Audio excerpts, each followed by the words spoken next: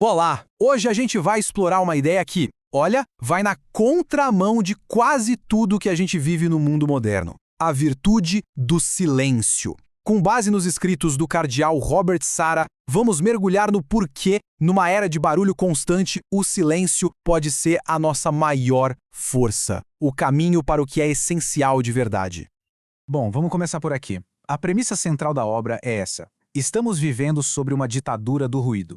Parem para pensar. São notificações o tempo todo, um barulho que não para, um fluxo de informação que nunca acaba. O autor defende que essa agitação toda não é só um barulho de fundo, não. É uma força que nos impede de encontrar aquilo que realmente importa. E uma das maiores fontes desse ruído todo vem de nós mesmos. Por isso, o texto começa explorando o que ele chama de os perigos da língua, um tema que a tradição bíblica, por exemplo, leva muito a sério. Este versículo de Provérbios é, muito direto. A ideia é que falar demais sem pensar é como um jogo de azar em que a gente sempre perde. Esse caudal de palavras não leva só a um mal-entendido ou uma gafe. De acordo com a fonte, ele abre a porta para o erro, para a fofoca, para palavras que ferem, em resumo, para o que a tradição chama de pecado. E essa ideia fica ainda mais forte aqui. A metáfora é poderosa. A língua é um fogo.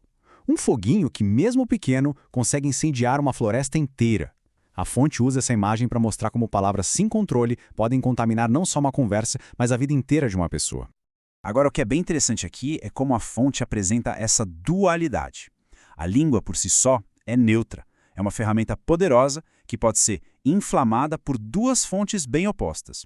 De um lado, o que a fonte chama de inferno, que resulta em palavras que contaminam, que machucam.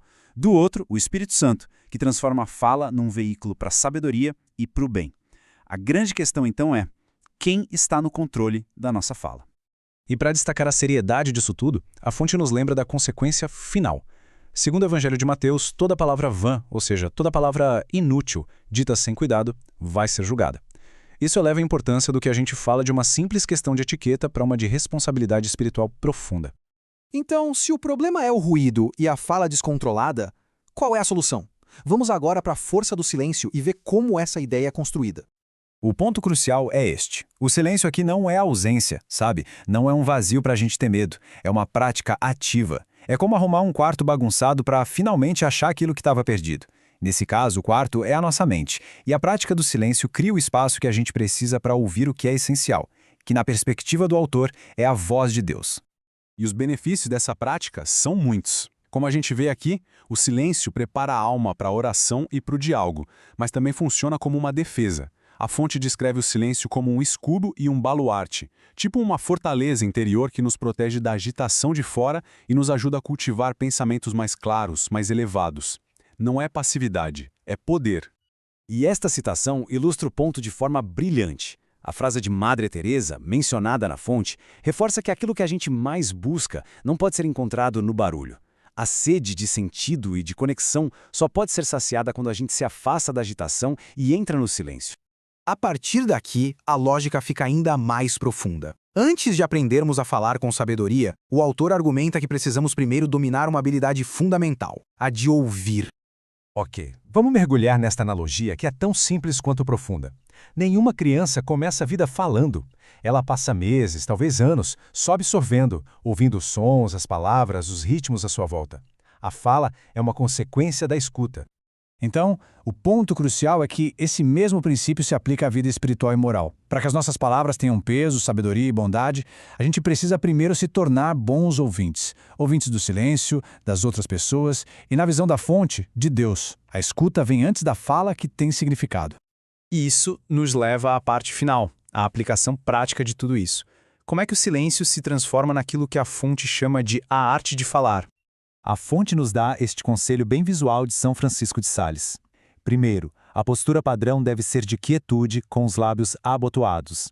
Segundo, nesse estado, a gente deve pesar internamente as palavras. Só então, depois de pensar e ponderar, é que a gente deve desabotoar os lábios para falar. É um processo de 3 passos para uma comunicação consciente. Esta passagem do Eclesiástico, citada na fonte, reforça a metáfora. A ideia de colocar as palavras numa balança e usar um freio na boca sugere controle, moderação e um senso profundo de responsabilidade pelo poder que as nossas palavras carregam. E aqui está a regra de ouro, a diretriz final. A pergunta a se fazer antes de falar é simples. O que eu vou dizer é mais útil, mais construtivo, mais necessário do que o silêncio que eu vou quebrar? Se a resposta não for um sim bem claro, talvez o silêncio seja a melhor opção. E é importante deixar isso claro. O objetivo de tudo isso não é um mutismo. Não se trata de parar de falar. Trata-se de transformar nossa fala. O silêncio é a escola onde se aprende a sabedoria da comunicação.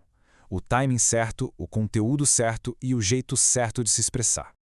E assim, a gente chega na questão central. Diante da ditadura do ruído, a escolha é de cada um.